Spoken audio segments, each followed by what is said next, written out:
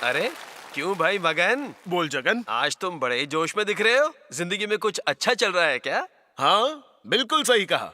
मेरे पास सबके लिए एक जोरदार खबर है। तो फिर सुनाओ ना। मैंने गवाही सुनी है कि प्रभु देह धारण करके गुप्त रूप से आ गए हैं। क्या देह धारण किया है? हाँ और चुपके से आ गए हैं? हाँ भाई हाँ। मैं नहीं मानता। हाँ, क्योंकि बाइबल ने भविष्यवाणी की है कि प्रभु बादलों पर उतर कर आएंगे और हम सब उन्हें देखेंगे। क्या दृश्य होगा वो! बिजली कड़केगी, बादल गरजेंगे, फौजी मार्च करेंगे, धरती और स्वर्ग थर्रा उठेंगे, हर तरफ खुशियां होंगी, जबरदस्त जोश होगा, जय जयकार गूंजेगी, उमंग और उल्लास होगा। अरे तुम तो नशे में लग रहे हो। हाँ, क्यों नहीं? तुम्हें कहानी का सिर्फ एक हिस्सा पता है, पूरी कहानी नहीं। अच्छा, ये आइडिया तुम्हें मिला कहाँ से? प्रकाशित वाक्य 1:7 में इस बारे में क्या लिखा है? देखो, वह बादलों के साथ आने वाला है और हर एक आंख उसे देखेगी, वरन जिन्होंने उसे बेधा था वे भी उसे देखेंगे और पृथ्वी के सारे कुल उसके कारण छाती पीटेंगे। अच्छा, तुमने अभी कहा प्रभु जब बादलों पर आएंगे तो लोगों में उमंग और जोश होगा। तो मैंने क्या कहा? तो ये बात कहां से आई कि पृथ्वी के सारे कुल उसके कारण छाती पीटेंगे? है? बोलो। है? हैं? लोग उन्हें बादलों पर उतरते देखकर विलाप क्यों करेंगे? इसे समझने के लिए सबसे पहले हमें दूसरी भविष्यवाणियों पर भी नजर डालनी होगी। दूसरी भविष्यवाणी? बाइबल में प्रभु के लौटने के बारे में और भी बहुत सी भविष्यवाणियां हैं। अच्छा, बादलों पर सवार होकर आना ही प्रभु के लौटने का एकमात्र रास्ता नहीं है। तो क्या तुम्हारे कहने का मतलब है कि प्रभु दूसरे रास्तों से आएंगे? हाँ, बिल्कुल। अब बताओ, प्रकाशित वाक्य 16:15 में क्या लिखा है? देख, मैं चोर के समान आता हूँ। और मत्ती 25:6 में? आधी रात को धूम मची, देखो दूल्हा आ रहा है, उससे भेंट करने के लिए चलो। और प्रकाशित वाक्य 3:20 में? देख, मैं द्वार पर खड़ा हुआ खटखटाता हूँ, यदि कोई मेरा शब्द सुनकर द्वार खोलेगा तो मैं उसके पास भीतर आकर उसके साथ भोजन करूंगा और वह मेरे साथ। क्या बात है। और लूका 17 में? अरे बात सुन। यहाँ तुम्हें बाइबल पर मीटिंग करनी है क्या? मैं तो सिर्फ प्रभु के लौटने के तरीकों की बात कर रहा हूँ। तो क्या बाइबल के इन अंशों से साबित होता है कि प्रभु दूसरे रास्तों से आएंगे? तुम नहीं बता पाए? हाँ। आधी रात को धूम मची, हाँ। मैं द्वार पर खड़ा हुआ खटखटाता हूँ, मैं चोर के समान आता हूँ। तो क्या तुम्हें इससे कुछ समझ में नहीं आ रहा? मुझे तो लग रहा है। तुम्हें क्या लग रहा है? मुझे तो लग रहा है कि मैं उलझ गया हूँ। अरे नहीं, बेहतर होगा तुम ही समझाओ।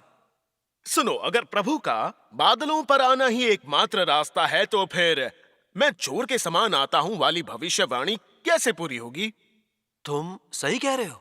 अगर हर कोई उन्हें बादलों पर आते देखेगा तो दूल्हा आ रहा है, उससे भेंट करने के लिए चलो कहकर चिल्लाने की या मैं द्वार पर खड़ा हुआ खटखटाता हूँ की जरूरत होगी?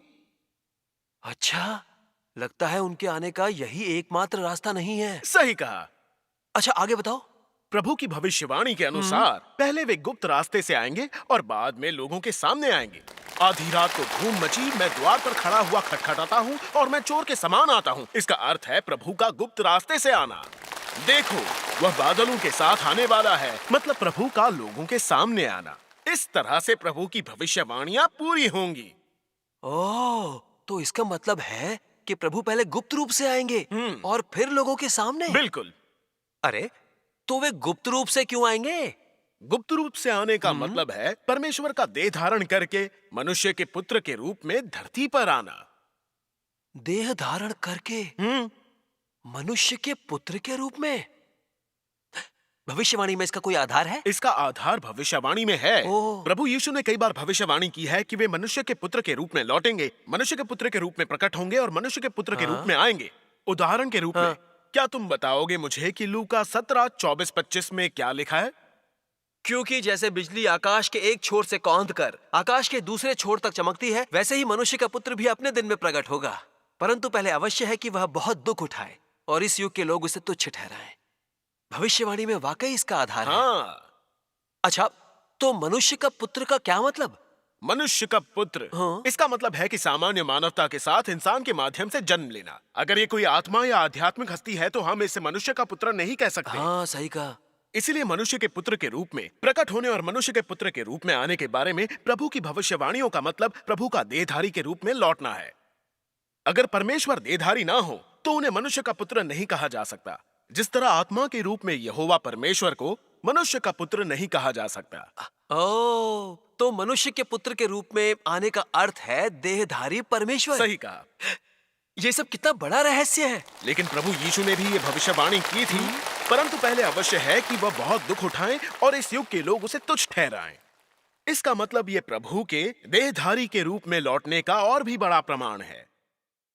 अब तुम ही बताओ, अगर ये सच है कि प्रभु बादलों पर ही लौटे तो उनकी कही भविष्यवाणी कैसे पूरी होगी? सही है। अगर प्रभु केवल बादलों पर ही लौटे तो किसकी हिम्मत है कि उनका विरोध करे या उन्हें नकारे? हाँ, अब तुम समझे। हाँ, अब मैं समझ गया। हाँ तो परमेश्वर अंत के दिनों में देह धारण करके क्यों आते हैं? हाँ, ये सवाल काफी अच्छा तो है। चलो समझाओ। परमेश्वर अंत के दिनों में मुख्यतः न्याय का कार्य करने देहधारी के रूप में आते हैं। न्याय का कार्य करने? सर्वशक्तिमान परमेश्वर कहते हैं, इस समय जब परमेश्वर देहधारी हुआ तो उसका कार्य प्राथमिक रूप में ताड़ना और न्याय के द्वारा अपने स्वभाव को व्यक्त करना है। इसे नींव के रूप में उपयोग करके वह मनुष्य तक अधिक सत्य को पहुंचाता है, अभ्यास करने के और अधिक मार्ग दिखाता है और इस प्रकार मनुष्य को जीतने और मनुष्य को उसके भ्रष्ट स्वभाव से बचाने के अपने उद्देश्य को प्राप्त करता है।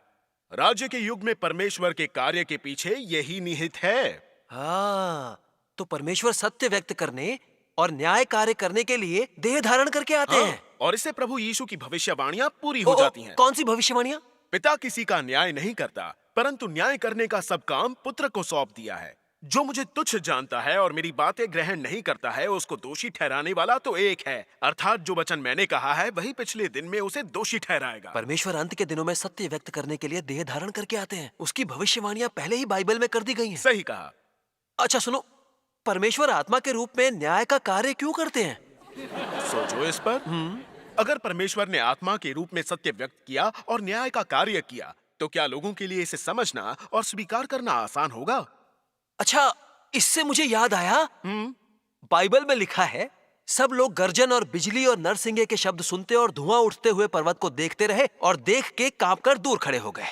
और वे मूसा से कहने लगे, तू ही हमसे बातें कर, तब तो हम सुन सकेंगे। परंतु परमेश्वर हमसे बातें न करे, ऐसा ना हो कि हम मर जाएं। और बाइबल का ये अंश हमें क्या बताता है? अगर परमेश्वर स्वर्ग में गर्जना करते हुए बोलते हैं तो लोग समझेंगे नहीं, ना उसके पास जाने की हिम्मत करेंगे। क्या ये तुम्हें सही लगता है? हाँ, बिल्कुल सही लगता है।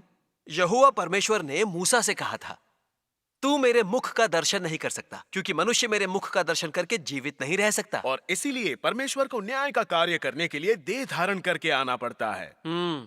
सर्वशक्तिमान परमेश्वर कहते हैं, यदि उसने आत्मा के तरीके से सीधे तौर पर मनुष्य को बचाने का प्रयास किया होता तो मनुष्य उसके उद्धार को प्राप्त करने में असमर्थ होता। और यदि परमेश्वर सृजित मनुष्य का बाहरी रूप धारण नहीं करता तो मनुष्य के लिए इस उद्धार को पाने का कोई मार्ग नहीं होता, क्योंकि मनुष्य किसी भी तरीके से उस तक नहीं पहुंच सकता है। उसी प्रकार जैसे कोई भी मनुष्य यहोवा के बादल के पास नहीं जा सकता था, केवल सृष्टि का एक मनुष्य बनने के द्वारा ही, अर्थात अपने वचन को देह में रखकर ही वो मनुष्य बनेगा। वह व्यक्तिगत रूप से वचन के कार्य को उन सभी मनुष्यों में कर सकता है जो उसका अनुसरण करते हैं। केवल तभी मनुष्य स्वयं उसके वचन को सुन सकता है और देख सकता है और उसके वचन को ग्रहण कर सकता है। तब इसके माध्यम से पूरी तरह से बचाया जा सकता है। अब मैं अच्छी तरह से समझ गया। परमेश्वर देह धारण करके आते हैं क्योंकि उनकी प्रबंधन योजना को इसकी आवश्यकता है, क्योंकि दूषित इंसान को इसकी आवश्यकता है। हाँ, ये बहुत बहुत गहरी बात है।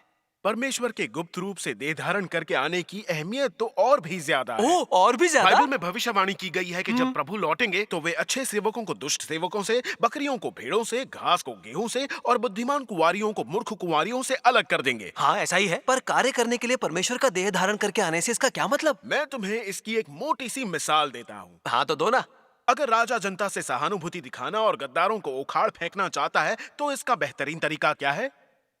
जाहिर है, सादे लिबास में छानबीन करना। हाँ, सही कहा। अगर राजा अपने रथ पर सवार होकर हाँ। शाही सुरक्षा कर्मियों से घिरा पूरी शानो शौकत से निकले तो राज कर्मचारी उसका स्वागत करने के लिए एक दूसरे पर टूट पड़ेंगे और कोई भी गलती नहीं बिल्कुल करेगा। सही। और इस तरह से कौन वफादार है और कौन गद्दार, ये अंतर करना मुश्किल हो जाएगा। बिल्कुल, परमेश्वर कार्य करने के लिए ही देहधारी होकर आते हैं। हाँ, मैं समझ गया। हैं? तुम्हारा कहना है कि परमेश्वर का देह धारण करना लोगों को उजागर करने के लिए अधिक उपयुक्त है। हाँ, और सुनो, अगर परमेश्वर सीधे बादलों पर आए और किसी को दुष्ट सेवक कहें, किसी को बकरी कहें, किसी को मूर्ख कुंवारी कहें, तो क्या तुम आश्वस्त हो जाओगे? बिना तथ्यों के सत्य उजागर करने पर मैं तो आश्वस्त नहीं होऊंगा। इसलिए जब परमेश्वर देह धारण करके कार्य करने आते हैं तो इससे सभी लोग उजागर होते हैं। जो लोग सत्य खोजकर परमेश्वर की वाणी सुनते हैं वे बुद्धिमान कुंवारियां हैं। वे सर्वशक्तिमान परमेश्वर के वचनों और कार्यों में परमेश्वर का प्रकटन देखते हैं और वे उनकी वापसी का स्वागत करते हैं। परमेश्वर की भेड़ उनकी वाणी सुनती है। चूंकि परमेश्वर सामान्य नजर आते हैं, इसलिए मूर्ख कुंवारियां उन्हें लापरवाही से आंकती हैं, उनका विरोध और बहुत तिरस्कार करती हैं, और उससे दुष्ट लोग उजागर होते हैं। क्या बात है! परमेश्वर के देह धारण करके कार्य करने से वाकई लोग अपनी किस्म के मुताबिक छंट जाते हैं। परमेश्वर बहुत बुद्धिमान है। अंत के दिनों में परमेश्वर कार्य करने, सत्य व्यक्त करने, न्याय कार्य करने, लोगों को शुद्ध करने और उन्हें बचाने और भयंकर आपदा से पहले विजेताओं का समूह बनाने के लिए देह धारण करके आते हैं। फिर परमेश्वर भयंकर आपदा लाकर इनाम और सजा देना शुरू करते हैं और उसके बाद वे सभी देशों और लोगों के सामने प्रकट होते हैं। अरे वाह! तो ये है परमेश्वर के कार्य के चरण। सर्वशक्तिमान परमेश्वर के अंत के दिनों के कार्य को स्वीकारने वाले लोग परमेश्वर के वचनों में ताड़ना का अनुभव करके शुद्ध हो जाते हैं और उन्हें परमेश्वर के राज्य में लाया जाता है और वे परमेश्वर के वादों और आशीषों का आनंद उठाते हैं। लगता है प्रभु की वापसी के स्वागत में मुख्य बात है प्रभु की वाणी को सुनना और अंत के दिनों में गुप्त रूप से देहधारी परमेश्वर के लिए कार्य को स्वीकारना। हाँ, ये सही है। सर्वशक्तिमान परमेश्वर कहते हैं, कई लोग मैं क्या कहता हूं इसकी परवाह नहीं करते हैं, किंतु मैं ऐसे हर तथाकथित संत को बताना चाहता हूं जो यीशु का अनुसरण करते हैं कि जब तुम लोग यीशु को एक श्वेत बादल पर स्वर्ग से उतरते हुए अपनी आंखों से देखो तो ये धार्मिकता के सूर्य का सार्वजनिक प्रकटन होगा।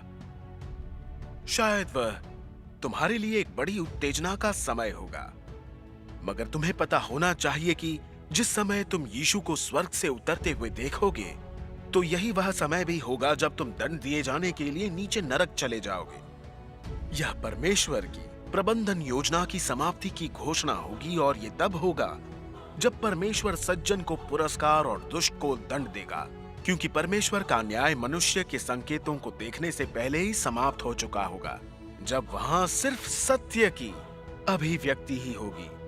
सर्वशक्तिमान परमेश्वर के वचन एकदम स्पष्ट हैं।